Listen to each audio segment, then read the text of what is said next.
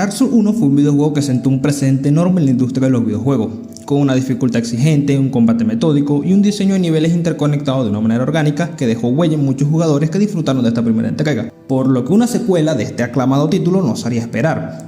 Pero para la desgracia de muchos, Hidetaka Miyazaki, quien fue el genio detrás de este primer Dark Souls, no estaría presente para dirigir el desarrollo de su esperada secuela, puesto que él estaría trabajando en un videojuego exclusivo para PlayStation 4, que más adelante sería conocido como Bloodborne, y solamente estaría cumpliendo su rol como supervisor del proyecto, pero nada más. A pesar de todos los contratiempos que surgieron durante el desarrollo de Dark Souls 2, este pudo salir a la luz, pero desgraciadamente este título no pudo cumplir con las promesas hechas y superar a su predecesor. El título presentó problemas muy evidentes durante su salida, desde bugs, dificultad artificial, un diseño de niveles inferior al primero y un claro downgrade en su apartado gráfico. Estos fueron algunos de los elementos que jugaron en contra de la secuela del primer Dark Souls, y pese a que en su momento de salida tuvo muy buenas ventas, muchas personas lo consideraron como un retroceso considerable en la saga. Ahora, años después de su salida y pese al mal recibimiento que tuvo, muchas personas consideran el Dark Souls 2 no como un mal videojuego, tampoco como un mal Dark Souls, simplemente como un Dark Souls diferente. Y en este presente video hablaremos acerca de cómo fue el desarrollo de esta segunda entrega. Con su eventual salida al público, abordaremos los aspectos que en su momento lo definieron como un retroceso en la saga. Y por último daremos nuestro debido punto de vista. Pese a ser un Dark Souls diferente en cuanto al primero y al tercero, para nosotros, para este canal, es un Dark Souls muy especial. Somos Rafael Ortiz y Ángel Estrada Abreu. Esto es de todo un poco. Comencemos.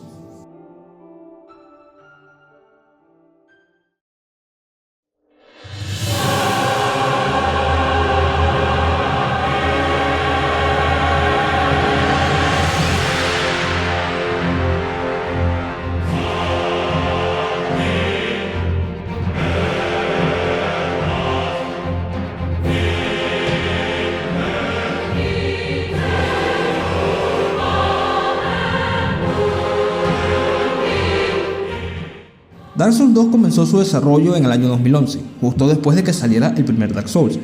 Como se dijo en la introducción, esta vez Miyazaki no estaría al mando de la dirección de esta secuela, sino que la asumirían dos personas. Primero, Tomohiro Shibuya como el primer director, luego siendo sustituido por Yui Tanimura. Ahora, un punto importante en este capítulo es la ausencia de Miyazaki en el desarrollo. Este mismo argumentaba que no quería quedarse estancado en la rutina de hacer secuelas, quería que nuevas ideas fluyeran en el desarrollo del videojuego, dotándolo de variedad. Cabe aclarar que su ausencia en el desarrollo fue un elemento que estaba fuera de su control. Para ese momento, Miyazaki todavía no era presidente de From Software, y esta fue una decisión tomada en conjunto por directivos de Bandai Namco y directivos de From Software, argumentando que esta elección permitiría que otros directores renovaran y aportaran innovación a la serie. A eso hay que añadirle que Miyazaki estaba concentrado desarrollando Bloodborne, y solamente cumpliría un rol como supervisor en el desarrollo de la segunda entrega. Y cabe aclarar que este rol de supervisor, si lo comparamos con el rol de director, pues es un rol que está bastante ausente, puesto que Miyazaki solamente estaría presente en el desarrollo de Dark Souls 2 al momento de tomar decisiones cruciales en el desarrollo del título. Ahora, yendo al desarrollo, la visión de Tomohiro era hacer un videojuego de mundo abierto con jefes errantes alrededor del mapa. Era una visión que difería bastante con el trabajo final que llegó posteriormente a las manos de los jugadores. También se comenzó a realizar un motor gráfico desde cero, con mejoras en la iluminación, sombras, expresiones y visiones sutiles como detalles en las texturas mejorados y tecnología para representar ambientes más inmersivos y detallados. Durante los primeros meses del desarrollo de Dark Souls 2, el rumbo que estaba tomando la segunda entrega en base a la dirección de Tomohiro fue considerado por muchos como el rumbo incorrecto, ya que este quería hacer de Dark Souls 2 una experiencia mucho más accesible que el primero, y eso se nota incluso en los bocetos de algunos enemigos bajo su dirección. Sin embargo, durante el desarrollo a manos de Tomohiro surgieron diferencias creativas. La visión original de Shibuya no estaba dando sus frutos y el tiempo de desarrollo estaba casi llegando a su fin, por lo que tuvo que ser retirado del rol de director para ser sustituido por Yui Tanimura, quien contaba con una visión más cercana a la filosofía de Miyazaki, reconduciendo el desarrollo a una experiencia más desafiante y coherente, aunque el tiempo de producción estaba muy limitado. Otro problema que no se mencionó es que el motor gráfico fue desarrollado tomando en cuenta hardware que todavía no estaba presente en el mercado, por lo que tenía muchos problemas de rendimiento a la hora de correr en consolas de la sexta generación, y pese a que en PC tenía un rendimiento excelente, desgraciadamente se tuvo que tomar la decisión de hacer un downgrade para asegurar un rendimiento estable, continuidad y una jugabilidad fluida, eliminando gran parte de las mejoras visuales que se mostraron en los trailers iniciales.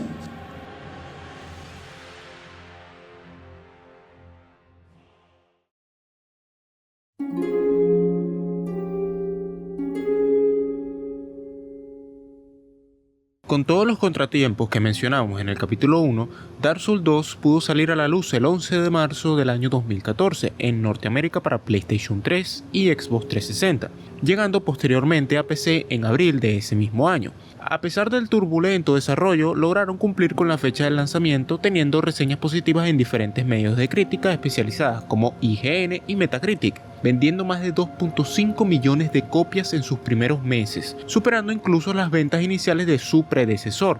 Pero el descontento de los fans no se hizo esperar. Lentamente los jugadores se comenzaron a dar cuenta de los problemas que presentaba esta secuela, desde un sistema de hitbox bastante inconsistente que daba lugar a golpes que parecían impactar incluso sin contacto visual directo, escenarios que tenían una interconexión sin sentido y lógica geográfica, teniendo como ejemplo el mítico ascensor en una torre que conectaba a un castillo rodeado de lava en el cielo, y claro, los famosos barriles explosivos.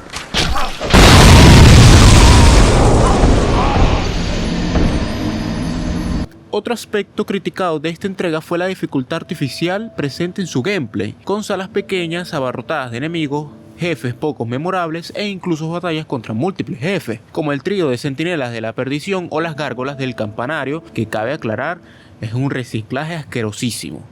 Estas peleas, más allá de considerarse un desafío, se consideran en muchos casos una molestia, siendo vistas como un ejemplo de cantidad sobre calidad. Y no solamente el apartado jugable en esta entrega fue criticado, sino también su apartado visual. A lo largo del primer capítulo hemos mostrado trailers y demos de Dark Souls 2 mostrando un apartado visual muy diferente al que salió en su versión final, pues en su salida el downgrade fue más que evidente para muchos jugadores, desatando críticas negativas, alegando en su mayoría el sentimiento de estafa puesto a que lo mostrado en los trailers y demos en las distintas conferencias de videojuegos no fue reflejado en su producto final.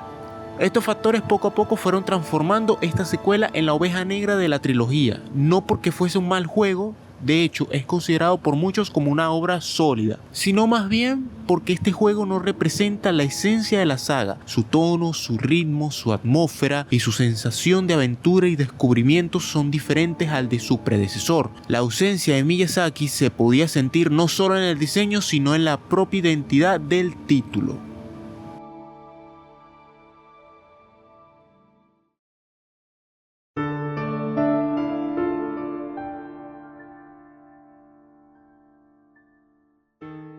Tras el lanzamiento del juego base, From Software no tardó en expandir su universo con una trilogía de contenidos descargables, que para muchos marcaron un punto de inflexión en la percepción del título. El 22 de julio del año 2014 llegó el primer DLC, La Corona del Rey Hundido, seguido por La Corona del Viejo Rey de Hierro el 26 de agosto, y finalmente La Corona del Rey de Marfil el 30 de septiembre del mismo año. Estos tres contenidos formaban la trilogía conocida como The Lost Crown, una de las expansiones más aclamadas de toda la saga Souls. Cada una presentaba niveles más complejos, jefes memorables y un diseño mucho más cercano a la filosofía original de Miyazaki, con estructuras interconectadas, atajos ingeniosos y una ambientación visual que recuperaba parte del tono sombrío y opresivo del primer Dark Souls. Entre los jefes más destacados se encuentran Sir Alone, Sin, el dragón durmiente, el rey de Marfil y obviamente el caballero del humo, considerados hoy en día como uno de los combates más desafiantes y mejor diseñados de toda la franquicia. Para muchos jugadores estos DLCs representaron el inicio de la redención de Dark Souls 2. From Software había logrado demostrar que bajo la dirección de Yui Tanimura aún era capaz de capturar la esencia que hizo grande a la saga. Un año después, en abril de 2015, llegó el relanzamiento del título bajo el nombre Dark Souls 2 Scholar of the First Sin. Hay que aclarar que esta versión no era simplemente una reedición, fue una reconstrucción casi completa del juego base, incluyendo los 3 DLC, un nuevo sistema de iluminación mejorado, texturas de mayor resolución y soporte para consolas de nueva generación. Además, Scholar of the First Sin reajustó la distribución de enemigos, objetos y encuentros, modificando la experiencia incluso para los jugadores más veteranos. Algunos enemigos fueron reubicados, reemplazados, generando una sensación constante de incertidumbre, incluso para quienes conocían el mapa original de memoria. El juego también mejoró el equilibrio general, ajustó la hitbox, optimizó el rendimiento y solucionó varios de los problemas técnicos que arrastraba la versión original. Estas mejoras, junto con la inclusión de todos los contenidos descargables, hicieron que muchos jugadores reconsiderasen su juicio inicial. Scholar of the First Sin no solo sirvió como un parche técnico, sino también como una reivindicación de lo que Dark Souls 2 intentó ser desde el inicio. Con el paso de los años, la comunidad comenzó a ver con otros ojos las fortalezas de esta entrega. A pesar de sus errores, Dark Souls 2 introdujo muchas mecánicas que enriquecieron profundamente la fórmula Souls. e incluso influirían en títulos posteriores. Una de las más destacadas fue su sistema de New Game Plus, considerado por muchos como el mejor de la trilogía. Gracias al objeto conocido como las ascuas de la adversidad, el jugador podía reiniciar zonas específicas aumentando su dificultad, modificando patrones de ataque e incluso añadiendo enemigos nuevos. En el ámbito multijugador, Dark Souls 2 también brilló con luz propia, introdujo nuevos pactos, un sistema de invasión más variado y un código de red más estable. Pactos como los Centinelas Azules o los Caminantes de la Cripta añadieron profundidad al sistema PvP y cooperativo, haciendo que muchos considerasen esta entrega como la más completa a nivel multijugador. Y por supuesto, tenemos su historia. Aunque más sutil y fragmentada, Dark Souls 2 exploró con mayor profundidad el concepto de la maldición del no muerto, un elemento planteado en la primera entrega, que aquí adquiriría un peso emocional y mecánico. Cada muerte del jugador reducía su barra de vida máxima, reflejando no solamente el deterioro físico, sino también la pérdida progresiva de la humanidad y la esperanza.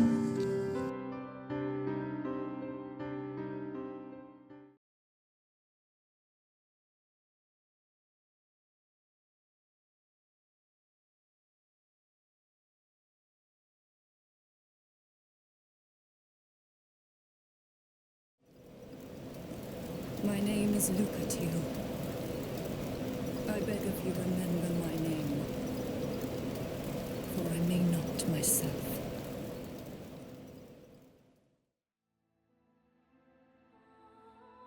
Ahora, ¿qué tiene Dark Souls 2 que lo mantiene atascado entre la originalidad del primero y la innovación del tercero?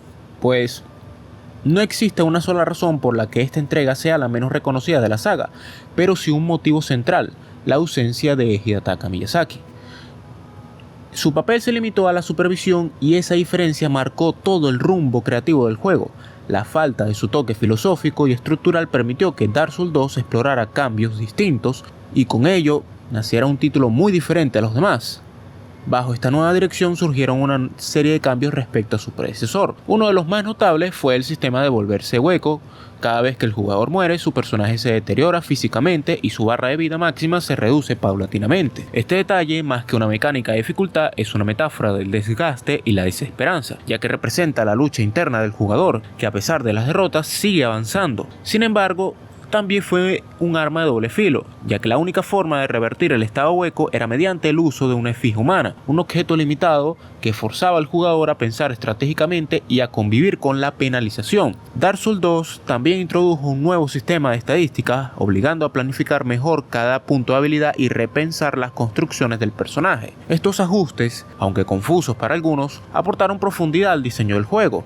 En el apartado artístico, esta entrega se desmarca completamente de sus hermanos. Es un título más luminoso, más melancólico, sus paisajes evocan un aire de cuento trágico lleno de reyes, reinas y ruinas que respiran nostalgia. Dark Souls 2 no busca la oscuridad absoluta del fuego extinguido, sino la melancolía de un mundo que alguna vez fue glorioso. Incluso su creador de personajes refuerza esta idea. Los rostros son más bellos, las figuras más suaves, y todo eso se va perdiendo conforme la maldición avanza. Y aunque su curva de dificultad y diseño de niveles fueron muy discutidos, con jefes más fáciles y emboscadas excesivas, el alma del juego sigue presente. Dark Souls 2 es distinto, sí, es cierto, es distinto, pero no menos profundo. Es un juego que se atreve a experimentar dentro del sufrimiento, a replantear la fórmula, a reinterpretar lo que significa luchar. Pero donde realmente brilla es en su historia. Ambientando mucho tiempo después del primer Dark Souls, este título transcurre en un mundo donde el pasado se ha distorsionado y los recuerdos se desvanecen. Ya no se trata de dioses o grandes fuegos, sino de humanos que resisten, de almas que no aceptan su destino. El juego pone el foco en los huecos, en aquellos que pelean sin esperanza, sabiendo que cada derrota los acerca más al olvido. Personajes como Lucatiel, Vendrick o Vanguard son reflejos de esa condición humana, la lucha contra la desesperación. Reinos caídos, héroes olvidados y una última chispa de esperanza en medio de la ruina. Esa es la esencia de Dark Souls 2, una historia sobre la perseverancia, sobre seguir intentándolo un día más, aunque todo esté perdido. Porque al final Dark Souls 2 no trata del destino, sino del camino. Cada caída, cada derrota, cada pequeño triunfo es una forma de afirmarse ante la inevitable oscuridad. El juego nos recuerda que la lucha importa más que la victoria, que lo que define al jugador y al ser humano no es el final, sino su capacidad de seguir adelante, Y quizás por eso mismo Dark Souls 2 sea el más humano de todos los Souls, el más imperfecto, sí, pero también el más sincero.